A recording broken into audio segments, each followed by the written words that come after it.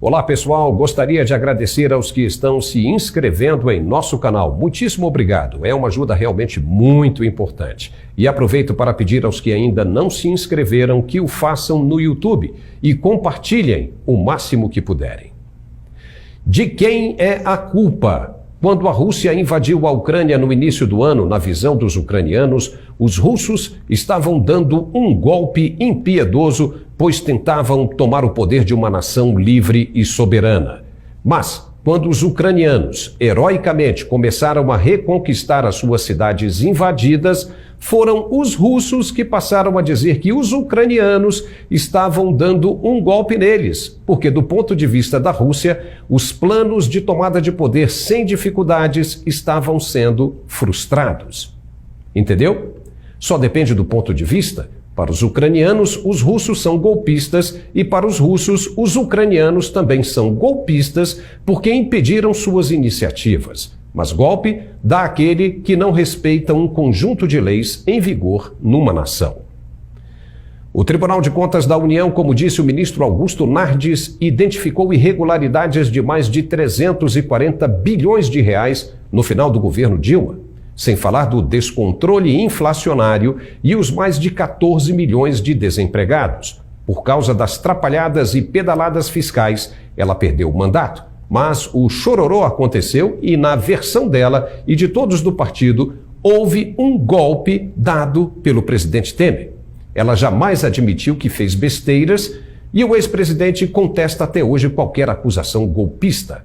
Mas a verdade é que tudo foi feito dentro da lei, tanto o processo de impeachment da Dilma, quanto a invasão da Rússia na Ucrânia, aprovada pela Duma, e os contra-ataques dos ucranianos aprovados pelo Congresso da Ucrânia. Ou seja, sempre há aquele que defende o seu próprio ponto de vista e que nunca estará satisfeito com as leis se não for beneficiado por elas. E como em toda guerra, que não se combate com flores e nem galhos de laranjeiras, haverá prisões para todo lado, tumulto e muito choro de reclamantes, se as leis forem realmente cumpridas como estão escritas. No Brasil, o chamado livre Estado de Direito, por exemplo, está sendo dilacerado no entendimento de alguns e fortalecido democraticamente na visão de outros. Para o atual vice-presidente general Hamilton Mourão, o país vive flagrantemente um estado de exceção que já passou dos limites.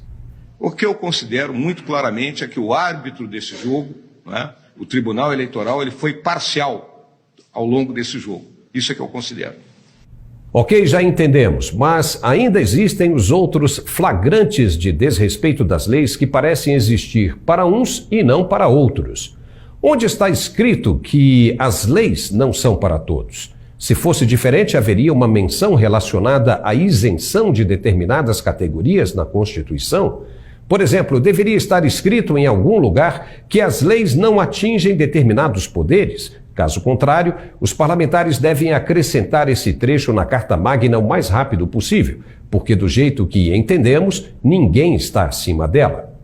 A verdade é que esse momento em que vivemos na história política brasileira é muito interessante. É curioso e igualmente importante enxergar os caminhos que o país tenta traçar para o seu futuro.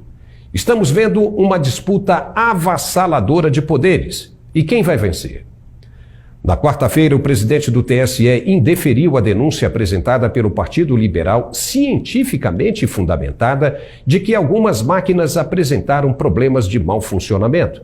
E ainda multou o partido em mais de 22 milhões de reais e congelamento do fundo partidário. Não houve sequer disponibilidade do tribunal em analisar os dados apresentados. O contra-argumento como base para a decisão veio apenas de um gerente de TI do tribunal que simplesmente desqualificou a peça sem apresentar nenhum outro argumento convincente. Não deveria ser assim. Não pode ser assim. Em um Estado democrático de direito de verdade, se escuta, se analisa e, para dirimir qualquer sombra de dúvida, apresenta-se cristalinamente o resultado de um estudo feito por uma comissão mista de especialistas com notório saber, dado a gravidade que o assunto representa. Mas aconteceu o que já se esperava e o processo agora continua. As partes deverão esgotar todos os caminhos jurídicos possíveis antes de chegar a uma resolução verdadeiramente definitiva. O país não pode continuar como está. Pessoas, crianças, jovens, idosos estão todos passando frio, fome, tomando chuva, sereno e sofrendo perseguições policiais porque estão acreditando numa causa, numa promessa. Se não conseguirem o que clamam, se sentirão traídos e abandonados pela pátria. Já parou para pensar nisso? Não são peças de quebra-cabeças para que sejam usadas como brinquedos. Nem a Copa do Mundo está como as outras. Temos uma questão urgente que precisa ser resolvida primeiro. Não há interesse pelos jogos quando se tem uma latente dor de dente como essa. Aqueles que já passaram pelo dentista sabem muito bem, enquanto a dor não termina, não há como se distrair a atenção. Para tudo tem limites: município, cheque especial, cartão de crédito e muito mais. Sendo assim, essa situação de incertezas também não pode mais continuar por muito tempo. Algo tem de ser definido logo, ou para o sim ou para o não. Há que se ter respeito pelos que lutam sofridamente nessa batalha.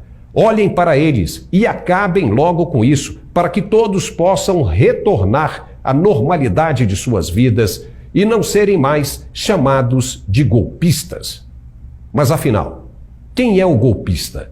Aquele que defende as leis ou aquele que desconsidera o que está escrito? Pense nisso. Ficamos por aqui com essa análise. Peço que se inscreva em nosso canal no YouTube mais uma vez e compartilhe o máximo que puder. Muito obrigado, de verdade, e até a próxima. Uai, seu app de vídeos curtos.